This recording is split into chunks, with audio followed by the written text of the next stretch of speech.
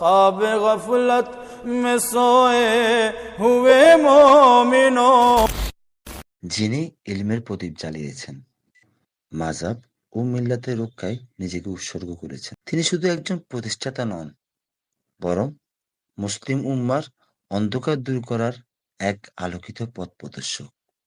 হ্যাঁ, তিনি হচ্ছেন কুতুবুল আউলিয়া বানিয়া জামিয়া সৈয়দ আহমদ শাহ সিরকুটি রাদিয়াল্লাহু তাআলা আনহু। কে এই সৈয়দ আহমদ শাহ সিরকুটি রাদিয়াল্লাহু তাআলা আনহু? ওনার জন্ম কি বাংলাদেশে? কোথা থেকে আসলেন এবং কেন বা মাদ্রাসা প্রতিষ্ঠা করলেন? ওনার নাম সৈয়দ আহমেদ শাহ। 1856 সালে শীতলা শরীফ, সিরকুট, হরিপুর জেলা, উত্তর পশ্চিম সীমান্ত প্রদেশে, পাকিস্তান ওনার জন্ম। সিরকুটে জন্মগ্রহণ করেছিলেন বিধায় ওনার নামের শেষে সৈয়দ আহমেদ শাহ সিরকুটি বলা হয়। সৈয়দ আহমেদ শাহ একটি সম্ভ্রান্ত পরিবারে জন্মগ্রহণ করেন।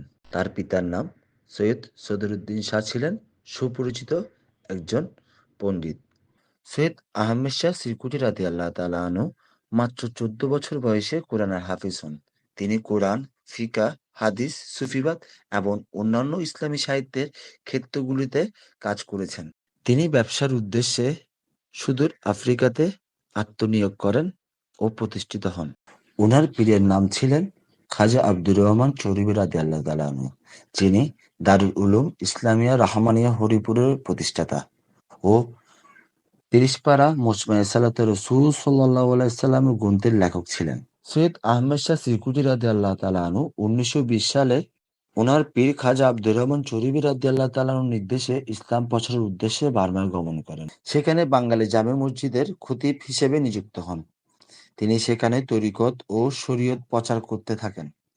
তিনি দারুল উলুম রহমানিয়া মাদ্রাসা পরিচালনা ও ধর্মীয় কাজের প্রসারের জন্য আঞ্জুমানে শুরায়ে রহমানিয়া প্রতিষ্ঠা করেন। পরবর্তীতে তার নাম করা হয় আঞ্জুমানে রহমানিয়া আহমদিয়া সুন্নিয়া ট্রাস্ট। মাযহাব মিল্লাতের খিদমতের জন্য তরিকত ও শরীয়তের প্রচার প্রসার করার জন্য তিনি বার্মা থেকে বাংলাদেশে গমন করেন। রাসূল পাক সাল্লাল্লাহু আলাইহি সাল্লামের উম্মতদেরকে সঠিক দিন প্রচার করার জন্য 1954 সালে আওলাদ রাসূল সৈয়দ আহমদ শাহ সিরকুটি রাদিয়াল্লাহু তাআলা আনহু জামিয়া আহমদিয়া সুন্নিয়া আলিয়া প্রতিষ্ঠা করেন।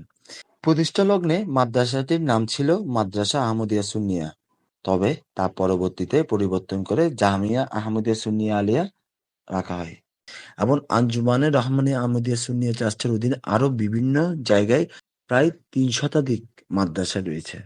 সেই মাদ্রাসা থেকে প্রত্যেক বছরই যোগ্য আলেম বের হচ্ছে, বাংলাদেশ সহ বিশ্বের বিভিন্ন প্রান্তে দ্বীনের খেদমত করে যাচ্ছে।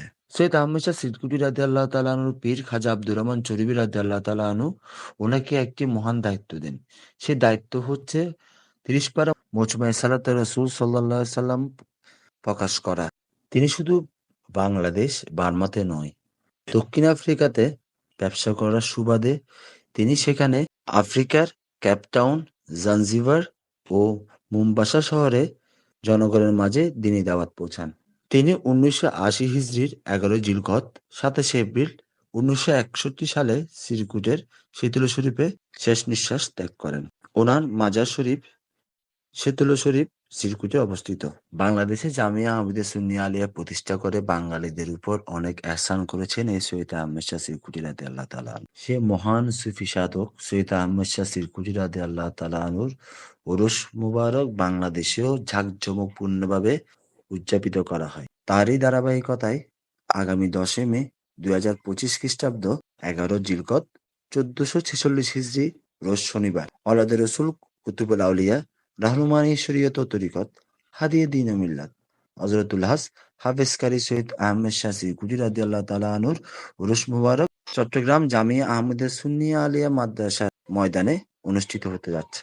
এই মহান আওলাদ রাসূলের উরুস মুবারকে উপস্থিত হয়ে আউলিয়া কিরামের ফয়জাত হাসিল করুন। আপনাদের সকলের প্রতি দাওয়াত রইল।